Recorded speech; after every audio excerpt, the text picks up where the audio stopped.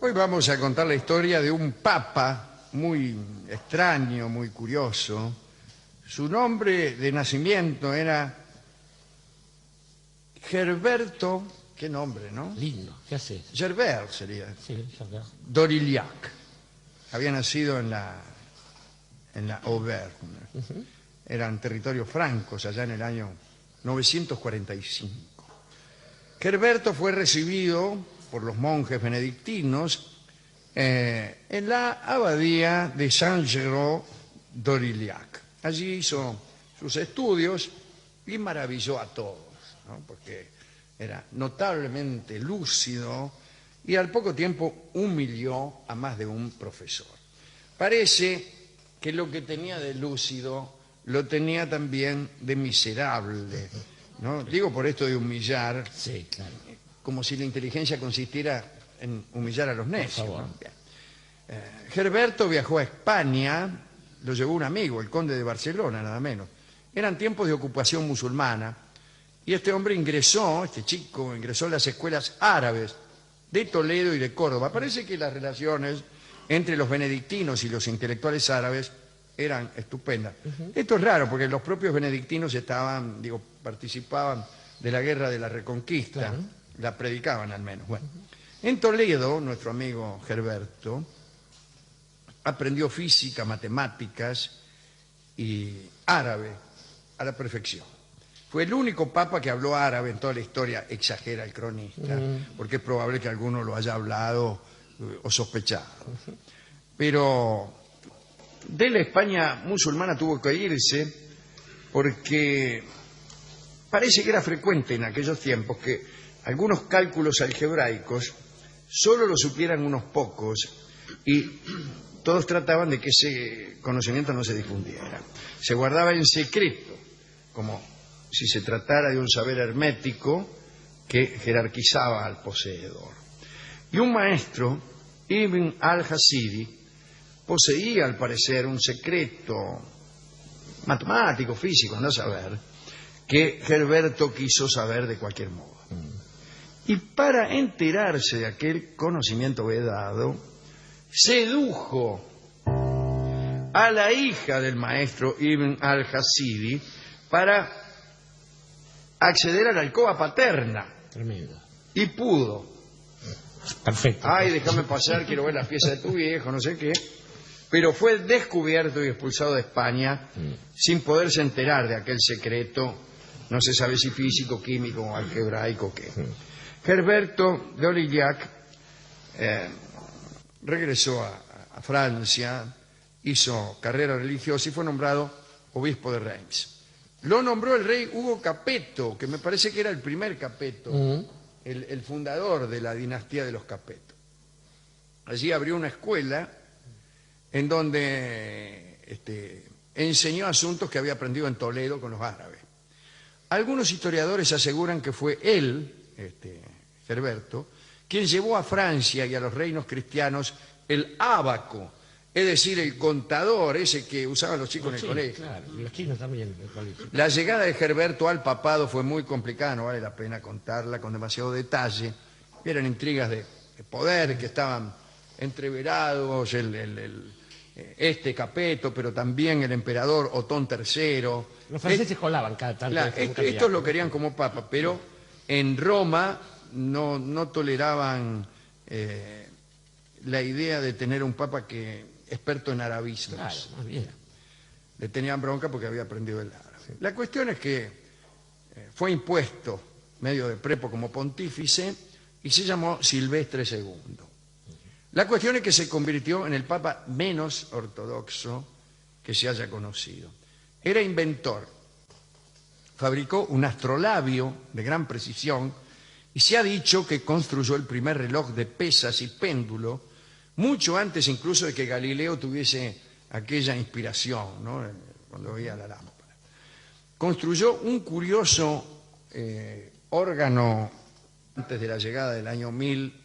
La tierra era abandonada por quienes la cultivaban, los mercaderes olvidaban sus asuntos, los ricos regalaban sus riquezas, ni siquiera encontraban a quien dárselas porque nadie las quería. las iglesias estaban abiertas día y noche, no se reclamaban las deudas, hacían cola para confesarse o para recibir la comunión. En fin, cuando llegó la medianoche del 31 de diciembre del 999, el Papa Silvestre celebraba la misa en el altar mayor de la vieja Basílica de San Pedro, de la que había antes, ¿no? Sí, señor. Antes de las reformas que ocasionaron la reforma. Claro, muy bien, muy bien. Cuando la campana dio la señal del año 1000, se produjo una estampida general. Sí, también. El furor fue tal que por unos instantes se creyó que efectivamente había llegado el fin del mundo. Y después, cuando nada ocurría, empezaron las especulaciones, ¿no?, acerca del modo en que se produciría el fin. Se señalaron sequías, plagas, guerras, se establecieron cuáles podían ser los años futuros que debían ser temidos. Algunos eruditos, estudiosos decían que se podía esperar algún escrito tranquilizador del Papa. No, claro. Por ejemplo, tranquilo, firmado el Papa.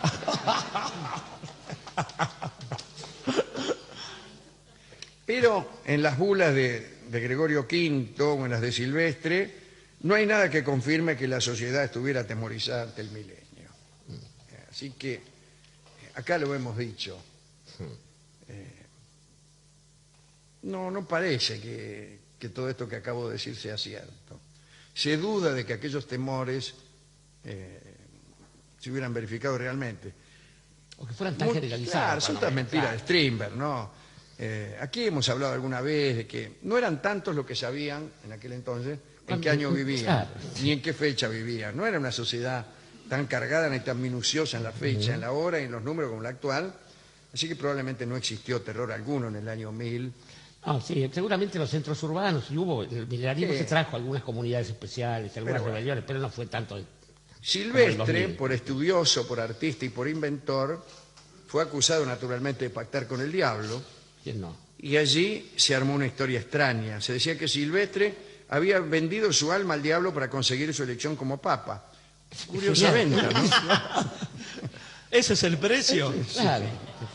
Se contaba en voz baja que en las más secretas habitaciones de Silvestre se escondía un demonio enano, pero que le sugería al Papa sus inventos y su heterodoxia. Decían que a menudo se veían ruidos extraños que todos pensaban que provenían del enano, Claro. naturalmente.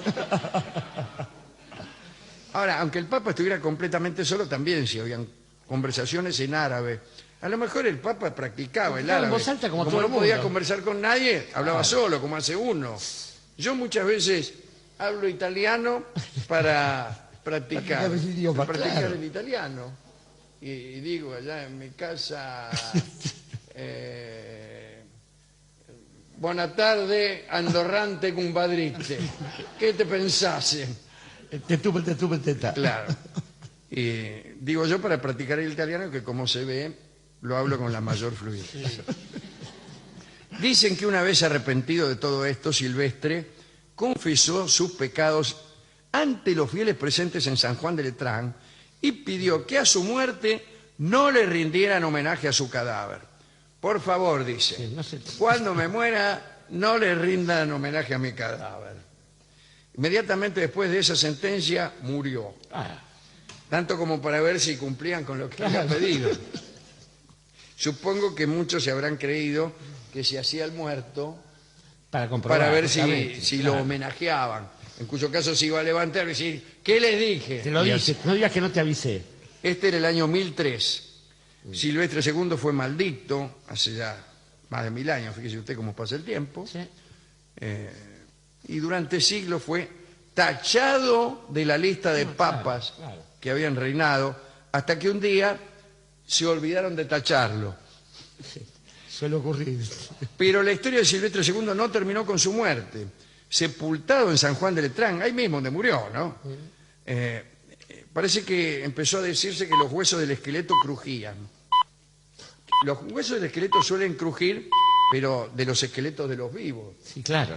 Los otros menos que los pisen no pasa nada. Bueno, parece que estos crujidos eran más fuertes en ocasión de la muerte de un papa. Parece que cuando un papa estaba por morir, se oía... No me salió. el crujir de los huesos. Bueno. En 1648, en una de las remodelaciones ya de la Basílica de San Pedro Nueva, abrieron la tumba de Silvestre y encontraron al cadáver incorrupto. Ahí está. Pero cuando quisieron moverlo se deshizo en un montón de cenizas, como se cuenta de tanta gente. Exactamente. A fines del siglo XIX se decía que la lápida exudaba y emitía extraños gemidos. Y esto lo hacía cada vez que estaba a punto de morir un papa. La muerte de obispo. Ya convertidos en ceniza, los huesos de Silvestre no crujían, pero eso sí, sudaba la lápida para que todos supiéramos que un papa estaba a punto de morir. Es decir, no un papa, el papa. El papa, claro. Este es el asunto. Bueno, ahora sí podrás hacer. Ahora no, ya en el siglo XX parece que nunca más crujió el esqueleto, ni sudó la lápida, ni gimió nadie. Como se sabe, estos tiempos son de tan poca fe que aunque la lápida hubiera sudado, El papa no se nos moría. hubiéramos resistido a creerlo. Así que, bueno, esta es la idea. ¿A quién quiere dedicar usted? Yo particularmente a la hija de Ibn Sí. al-Hasidi. Sí, que entregó su honor, pero no su secreto, Sí, y eso está sí, muy bien. está bueno. No estaba pensando, este fin de semana estaba leyendo a nuestro amigo Kandinsky, un pintor, un teórico, y que dice que no solamente existe con gran convicción lo visible y lo imaginable, sino que hay que tener en cuenta lo invisible y lo inimaginable. Y creo que a esa categoría pertenece esta idea que rige a los milenarismos, sobre todo porque lo interesante de los tipos que se acercan, que han convivido con algún milenio, nosotros por ejemplo, es que pueden pensar el fin del mundo con el fin de la propia vida, que es otra de las formas que suelen tener los occidentales de pensar el fin del mundo. Muero yo y se acaba el mundo. Y eso, digo, nos coloca siempre en un territorio extraño, puesto que, a ver, si las profecías son ciertas, y estas cosas suceden con los milenios, ciertamente esto implica una relación del destino de los hombres y de las acciones de los hombres con alguna forma de divinidad. Ahora, yo sospecho, como usted decía, que en el año 1000, del mismo modo en el 1500, mucho más en el 2000, que el problema ya no era el fin del mundo, sino el fin de la computadora, que es bastante más prosaico y pedestre, que hay mucha gente que, llegados a ese punto, no están imbuidos de una determinada fe, creer en Dios, por ejemplo, o creer en las profecías. Digo, yo no creo ni en unas ni en otras, y digo, eso marca una especie de soledad, pero lo somete a uno a la duda. Digo, a la duda de saber, llegado ese momento, todos llegamos a las campanadas de ese día, del 31 de diciembre del año anterior, con la sospecha de que quizás sea cierto. Y yo creo que es un momento de gran prueba para los hombres, igual que cualquier momento en el que se pone en juego las creencias de una persona. Yo creo que muy poco respeto le tengo a un musulmán que beba alcohol, por ejemplo, o que profane la idea de la hospitalidad, o a un cristiano que, por ejemplo, en fin, no crea en el juicio de Dios o no se confiese o ese tipo de cosas. Y el asunto es qué pasa con uno, porque llegado el caso, creo que lo que le pasa a uno en los grandes momentos de decisión, Alejandro, es estar sometido a la duda de saber si aquellos principios sobre los cuales uno construyó su vida van a tener una concreción respecto del propio destino. Y creo que ahí está la realidad de una persona. Aquel que duda, en realidad, está poniendo en juego todo lo que vivió antes. Si uno duda en ese momento, igual que en el momento culminante del cariño, en el momento de un duelo, en realidad está como desestimando, dándole otros y resignificando, pero al revés, todo lo que vivió antes. Digo, no hay nada más patético, seguramente. Pienso en algunos de nuestros amigos, en uno mismo, que una vez sometido a la posibilidad del momento cúlmine de una vida, llegado ahí cuando se miran de frente los vertiginosos ojos claros de la muerte, uno que siempre predicó la molestia, porque no haya un más allá, que a uno lo vean justo en ese momento suplicando a la cruz. Y suplicando a la cruz es la canción que vamos a escuchar ahora, que evidentemente ha sido escrita Para estos fines. para estos fines o para recordar la vida del Papa Silvestre II, por más que la letra diga otra cosa, probablemente para quedar bien con el comisario. Es una versión de Edmundo Rivero cantando y acompañándose él mismo con la guitarra.